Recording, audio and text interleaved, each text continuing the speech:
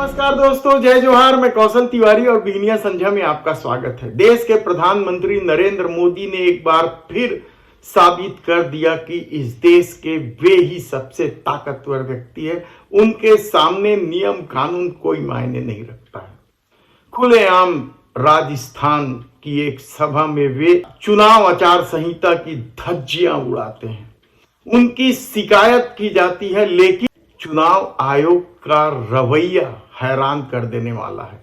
यानी चुनाव आयोग भी घुटना टेक दिया कहा जाए तो गलत नहीं होगा। लेकिन देश के प्रधानमंत्री कितने ताकतवर हैं, यह समय समय पर राजनीतिक रूप से देखा गया है। महाराष्ट्र में किस तरीके से शिवसेना और एनसीपी दो फाड़ कर दिया गया, बिहार में किस तरीके से नीतीश कुमार को वापस ला लिया गया।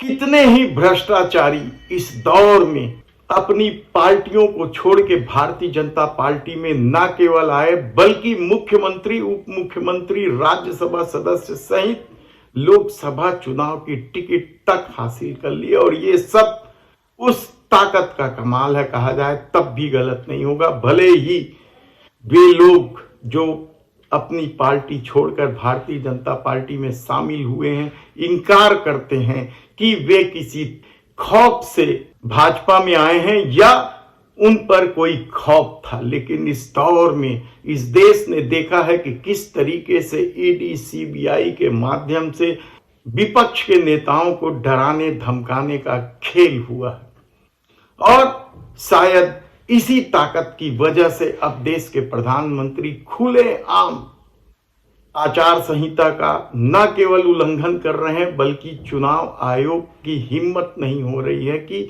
वे प्रधानमंत्री को नोटिस जारी करें। नोटिस जारी जरूर हुई चुनाव आयोग की, लेकिन नोटिस दिया गया भारतीय जनता पार्टी के अध्यक्ष जेपी नड्डा को कि अपने स्टार प्रचारकों को संभाले, वे सांप्रदायिक सौहार्द बिगाड़ रहे हैं। लेकिन अब तक चुनाव आयोग सीधे उस व्यक्ति को नोटिस देते रही है जो व्यक्ति आचार संहिता का उल्लंघन करता पाया गया है। लेकिन यह पहली बार हो रहा है जब चुनाव आयोग की हिम्मत नहीं हुई कि वह देश के प्रधानमंत्री नरेंद्र मोदी को नोटिस दे। कांग्रेस ने बकायदा वीडियो के साथ चुनाव आयोग से शिकायत की है, लेकिन चुनाव आयोग केवल भाजपा अध्यक्ष को ही नोटिस नहीं दिया, बल्कि इसे डाइल्यूट करने के लिए कांग्रेस अध्यक्ष मल्लिकार्जुन खड़गे को भी नोटिस दिया है। लेकिन क्या यह सब सत्ता की ताकत नहीं है? सत्ता की ताकत तो चुनावी बांड में भी देखने को मिला है कि किस तरीके से काम के बदले पैसा वसूलने का खेल हुआ है, किस तरीके से इस देश में जहर बेचने का खेल खेलने वाली, घटिया स्तर की दवा बनाने वाली दवा कंपनियों की जांच रोककर वसूली की गई, किस तरीके से महिला पहलवानों का यौन शोषण करने वाले आरोपी को, ब्रिजभूषण शरण सिंह को बचाया गया, किस तरीके से मणिपुर की हिंसा में अपना खेल खेली सत्ता ने, और किस तरीके को लेकर राजनीति करते रहे। देश के प्रधानमंत्री की ताकत का आप इस बात से अंदाजा लगा सकते हैं कि उनके एक इशारे पर पार्टियां टूट जाती हैं, सत्ता बदल जाती है और अच्छे अच्छे नेता उनकी पार्टी में आ जाते हैं। यही नहीं, देश के प्रधानमंत्री नरेंद्र मोदी ने ताकत तो अपनी पार्टी के भीतर भी दिखाई है और कितने ही लोगों की टिकट काट दी। एक झटके में कितने ही बड़े नेताओं को, छत्रपों को किनारे करके नए नवेलों को मुख्यमंत्री बना दिया गया। चाहे राजस्थान की बात हो, मध्य प्रदेश की बात हो या फिर छत्तीसगढ़ की बात हो। राजस्थान में वसुंधरा राजे अपनी नाराजगी जताते रह गए। शिवराज सिंह भी देर का उदाहरण देते रह गए और रमन सिंह को तो विधानसभा अध्यक्ष बन के संतोष करना पड़ा है।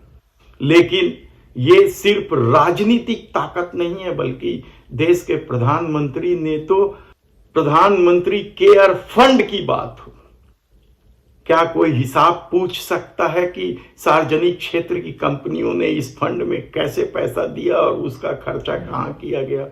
कोई नहीं पूछ सकता।